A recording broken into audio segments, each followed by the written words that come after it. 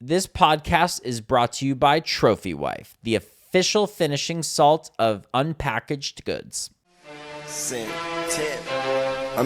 though we stand alone, we stand together. Ladies and gentlemen, prepare for landing. Fasten your seatbelts. Thank you for flying Air Force Airlines. Oh, me. Call me the captain. Just blaze. They say a family that plays together stays together, and one that walks apart just falls apart. So together we stand, divided we fall, united we form Voltron and take on all. Let's move, yes. The birds left the nest. I'm all grown up, I gotta fly with the rest. Best of the best is what we strive to be. You're watching Unpackaged Goods. I'm your host, Jonathan Dieter. Welcome back. So this week we're doing a solo episode. We're going to dive into the lead in protein powder news that came out. We're going to debunk really what that means. Classic big media trying to scare people. So we're going to just dive into really what was in there, what you should or shouldn't be worried about. And yeah, there's some big fundraising news, some new SKUs, some new brands, some investment news. So felt like a good week just to do a solo episode, really kind of dive into the protein stuff. And so, yeah, we're just sitting here watching Thursday Night Football. Rigatoni's sitting here. So yeah, this is my favorite. I'm waking up early to go to Swish House, which is a basketball fitness class. And so it was started by this guy who played basketball at Yale, played professionally overseas for a couple years, and now he has this class in New York that is for people who still love basketball. It's like an hour of like drills and practice, and then an hour of pickup. So it's out in Brooklyn, 7 a.m. Greenpoint. It's 10:23. And so I am just starting to record this, and then I'm going to edit it and put it out. This might not come out until midday tomorrow, or might stay up late and go play basketball early. We'll see. That's probably what I'm going to do. So, alrighty. Consumer reports say protein powder is poison. LVMH wants out of Fenty Beauty. And someone's making $2 billion selling luxury perfume? Welcome back to Unpackaged Goods. I'm Jonathan Dieter, and today we're debunking fear-mongering while breaking down why everyone's suddenly selling everything. Let's dive in. Tony wants out. 1 second. Tony, my podcast host, doesn't always like that I take his seat at night. This is his chair, and so water break. Over, but good fantasy numbers. Got Jordan Addison on the bench in one of my teams. I got Mackenzie's team, Lad McConkey, touchdown. So, alrighty. So let's dive into the news for this week. We have some big exits. So I think the biggest news was LVMH is shopping around 50% of Fenty Beauty. So they hired Evercore to sell their half in it. Fenty did $450 million in sales last year. And they launched in 2017. So that's crazy growth. Having someone like Rihanna back you, really be the brand, it is priceless, really. And so this is massive. LVMH, they don't usually exit their winners. And so I have a suspicion that they want the cash for something else. They're working on something bigger. So we'll see what they have up their sleeves. I'm interested to see. Fenty is a really big, buzzy brand. So I'm surprised by this. Maybe, buy low, sell high. So Unilever, their ice cream delay. So government shutdown, delaying their $9 billion ice cream spinoff. And so Ben & Jerry's, Breyers, Magnum, they're all waiting for the SEC. And so they announced this forever ago and still can't get it done. So classic Unilever, even their exits take years. So moving, the fragrance frenzy. So there's been a lot of perfume news recently. We've seen some male fragrances. We'll touch on that in a little bit. But Advent is selling Parfums de Marly and Initio for $2 billion. They bought a majority in 2023, and they're flipping it already. That's pretty crazy. Maybe they're just playing into this perfume movement. So context. Manzanita bought DNS and Durga, and TSG bought Fleur, and L'Oreal invested in Homage. So fragrance is the new gold rush. You see about 70% margins will do that. And so, fragrance, I think you're seeing it from a couple different angles. I think you're seeing the increase in interest in fragrance from men. So you had Noteworthy coming out by Sniff or Snuff? Sniff. Yeah, Sniff. Snuff.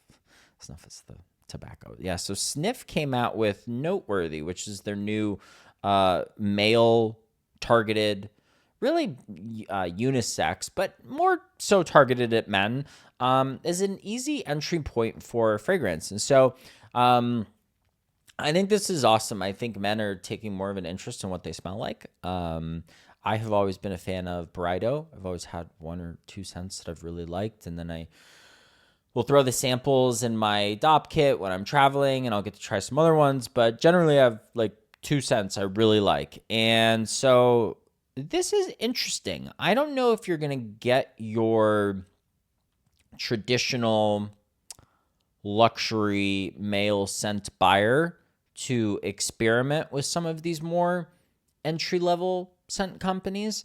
I think this is more for your guy that's never worn cologne before and wants to smell a little bit better outside of just like stick deodorant or like deodorant spray. And so I think this is great. I think male hygiene is going to be a huge trend of next year moving into the following year.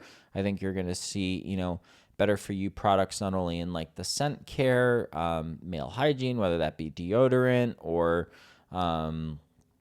your male area parts and, care with that. I think there's going to be a lot of just male products. There was the hemorrhoid care product norms that came out recently or launched or announced recently. And so, yeah. So fragrance, I think, is going to continue to be hot.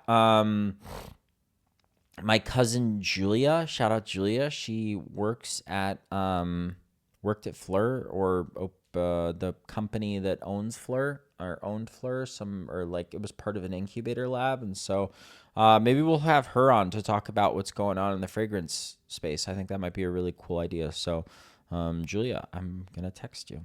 Pew. Gross stories. Grüns hit 300 million.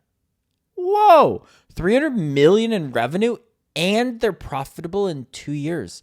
That's really impressive. So 1 billion in gummies shipped. Insane. 6,300 retail doors. Even crazier. This is generational velocity. They didn't burn cash to get here either. I mean, they grew pretty smart. And so, yeah, I'm really excited about this. I'll be honest. I haven't had any Grüns products. So they're superfood gummies. So here's the thing with these superfood gummies. Sometimes I feel like people look at these products as like an alternative to having to work out. So they see these and they say, oh, like superfoods, getting my greens. Like I can just take these and I don't have to work out, or I'm healthy because I take these. And I think we kind of missed the point on health. I mean, clearly they're doing really, really well. Hold on, I got a bunch of ads popping up here. I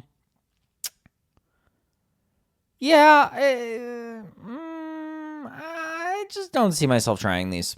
No, I need to find a reason to incorporate something new into my diet, and this is something that's like targeting your health through like nutrition gaps. I think what would be really interesting is like I'm gonna get my blood work done, and then I'll have a better sense of what vitamins I need to replenish. So yeah, we'll maybe try Grüns down the road. So that'll be a good excuse to try Grüns maybe. Symbiotica 200 million trajectory. So they're expecting 200 million this year after their Target launch. Huge. Of course you should. Liquid supplements are having their moment. I would agree. We've talked about this on previous podcasts about how people want optionality. And I think being able to get your supplements in a liquid format, it's just easier. Some people, it's like, look, I'm having water right now. I usually have electrolytes. And so putting supplements in here, yeah, it's great. Water break. From Instagram ads to mass retail in 5 years. Pretty crazy. So, I think once a brand gets in Target, gets in Walmart, it's go time. So we'll see how they do. No doubt they're going to hit 200 million. No doubt. Really popular brand. I love the liquid supplements as well. Lucky One lemonade on the rise. So Spirit of Gallows vodka lemonade. 1 million cases since May. Non-carbonated is the play. See Surfside. Another win for the simple cocktail movement. And so I think we've seen this with other brands like Goldilocks that's popping on the scene. People who still do drink, they want alternatives. They don't want to go full NA yet. They don't want to go lower ABV, although that's starting to become a trend. They really just want a cocktail that is better for your tummy or a little bit more simple. So, I think you're seeing this. I think the NA movement's going to continue to just dominate next year. I think as more and more people start to see the benefit of their friends not drinking, people in their lives not drinking, you're going to see a lot more people joining the movement. It's good. Oh, we got the puppy on the pod. Puppy on the pod. Puppy on the pod. Hi. Oh, are you getting more gray hairs for your birthday? Get up there, please. We're almost done. Alrighty. Category expansion plays. Carbone simmer sauce launch. So this was the big news of the week. So they're near 100 million in sales now, which is crazy. And they're now adding simmer sauces. So they have the cacchiatore, they have the fra diavolo, and the bolognese in 2026.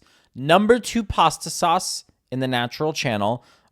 This is smart. They own Italian cooking right now, not just the pasta night. So I think this makes a lot of sense. I think you probably had a lot of people already who were throwing their sauces into pots and pans to cook with. And so to make a simmer sauce that now people can be using throughout the cooking process and then putting the actual sauce on the finished product, just another way to integrate yourself into the kitchen, into the processes, into the habits of the consumer in the kitchen. So I think this makes a lot of sense. I've been thinking about this a lot and like the allure of Carbone.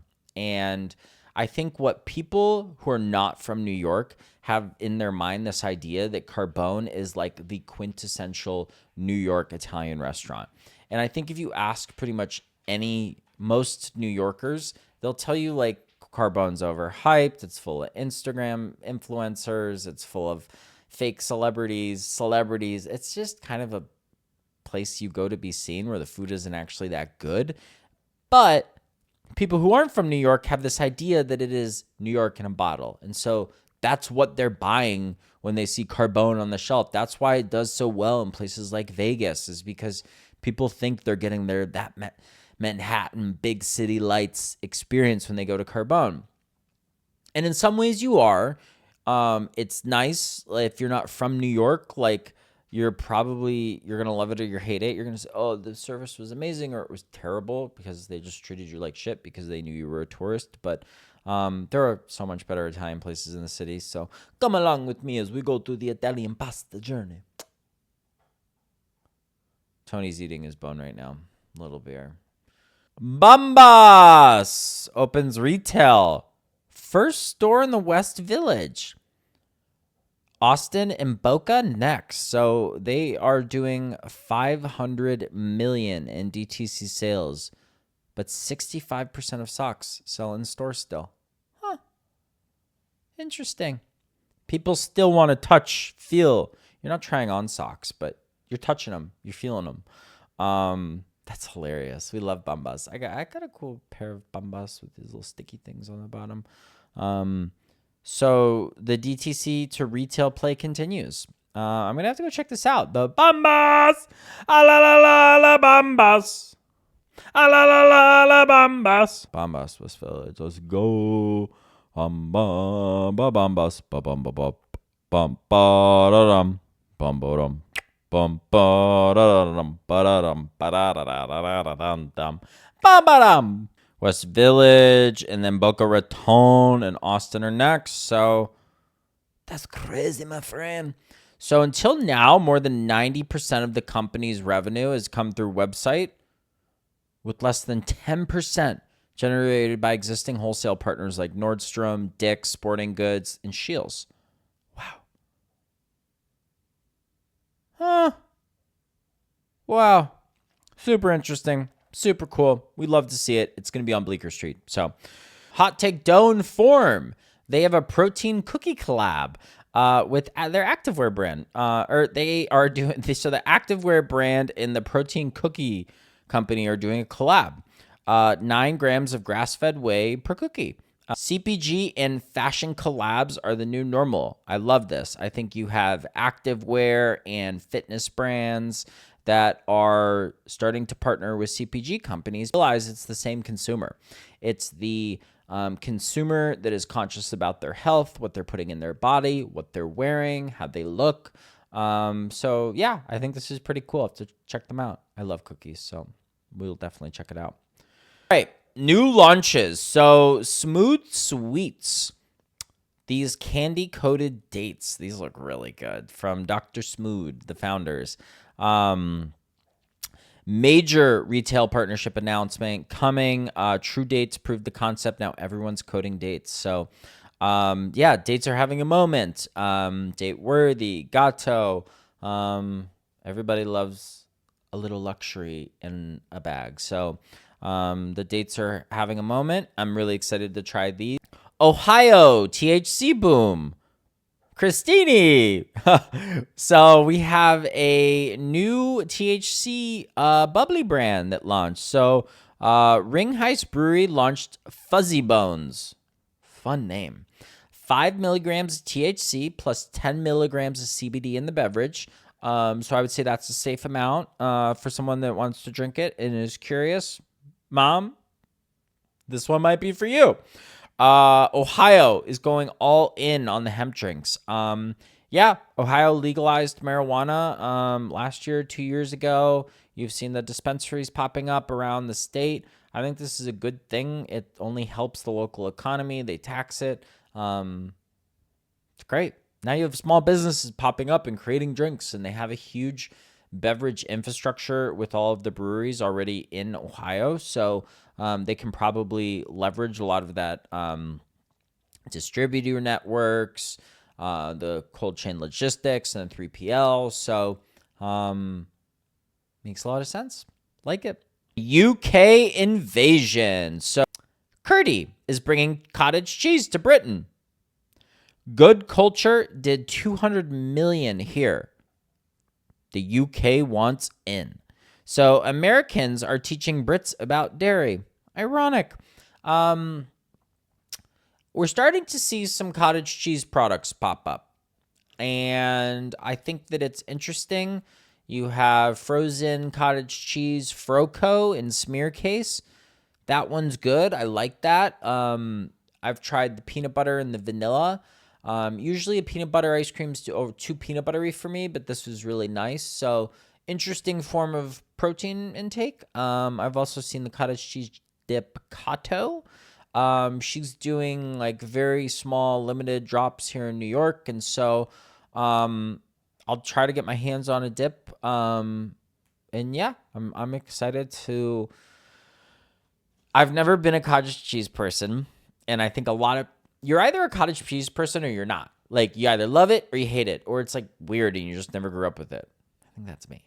I think my mom likes cottage cheese. Mackenzie and I definitely don't like cottage cheese. Mackenzie, do you like cottage cheese? I'm going to text her after this and ask her. She's probably going to be like, yeah, duh, you don't? She's so silly. I love my sister. We will see if the cottage cheese boom is here to stay or if it's just a trend. I think it's just a trend, and I don't think it has any staying power. I don't think cottage cheese is mainstream enough for people to fall in love with. I hope I'm wrong, and I hope those brands that I mentioned are wildly successful. And I really like Joe from Smearcase, and I think he will be successful, but I hope they prove me wrong. Quick distribution wins. So let's just bang these out. I'm going to go through a couple of them real quick. Ooh, that's got some nice sound to it. So Blue Zones Kitchen, store-wide at Publix. Emi Ramen, 3,800 CVS stores. Interesting play there.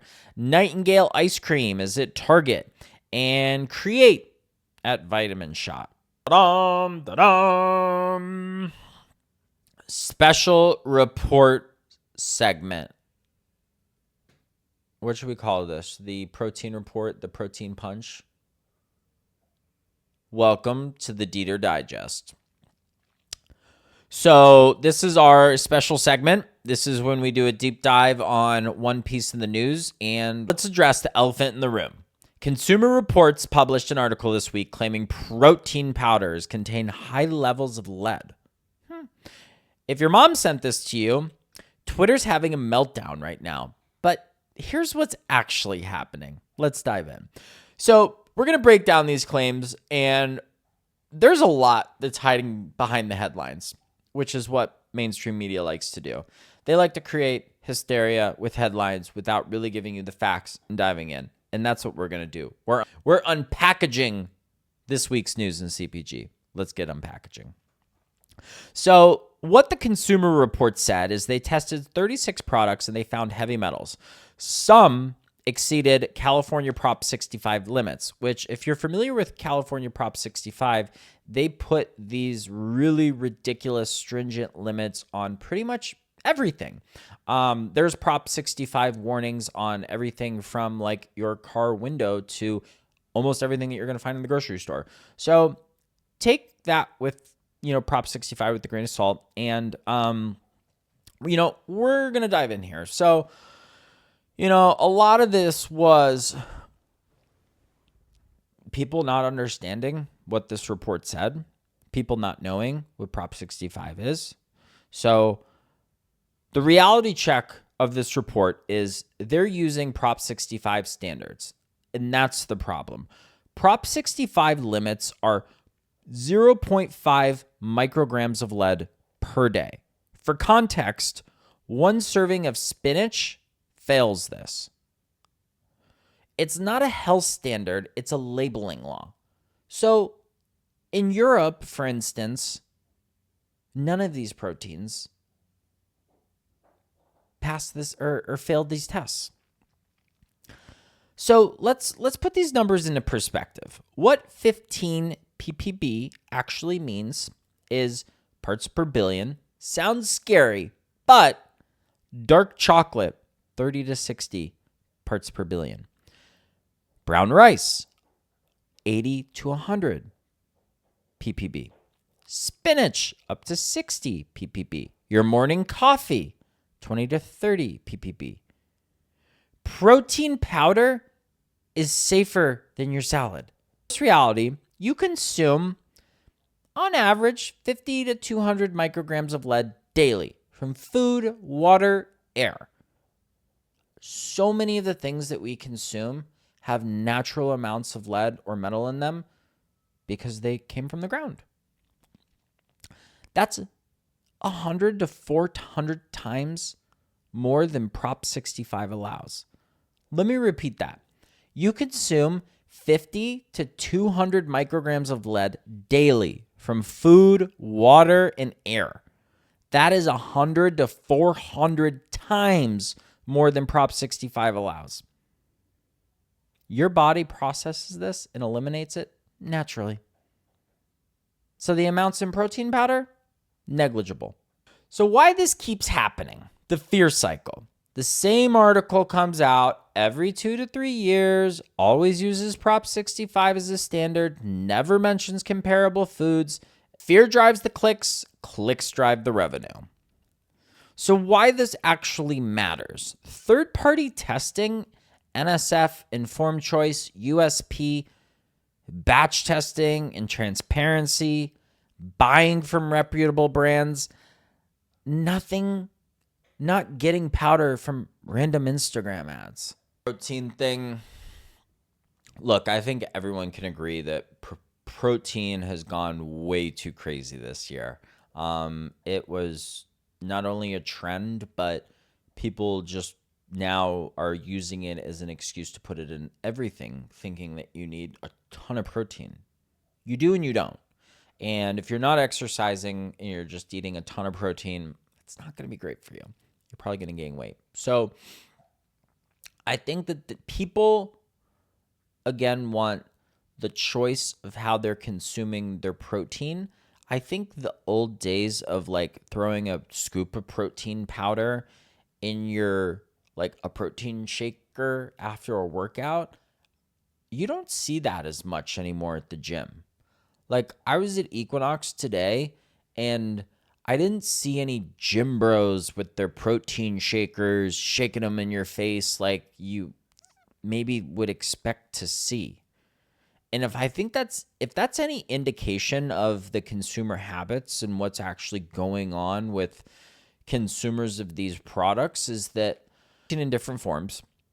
So they're taking it in more food forms or more supplements like Grüns. Others are becoming more saturated in terms, the market is more saturated. There's 1,000,001 protein powder providers, brands, and it's really just a matter of taste when it comes down to it.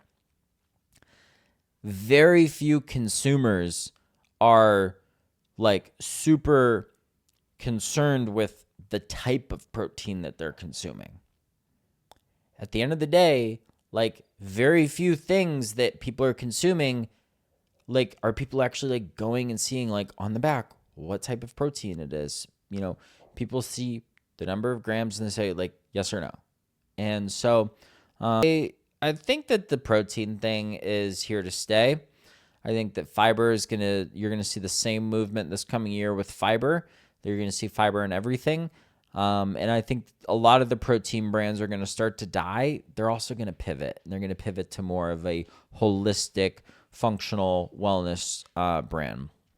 So we're gonna wrap things up. Tony's coming in. He's ready to go out. He's been farting up a storm, so he's gotta go. So here's my closing thoughts. So here's what drives me crazy about this week. LVMH is selling Fenty, a brand that revolutionized beauty. Unilever can't even spin off ice cream because bureaucracy.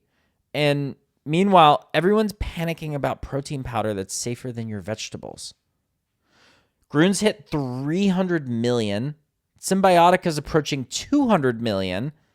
So real businesses are being built while we're distracted by fear-mongering headlines. You want to know what's actually dangerous? Not eating enough protein because some article scared you.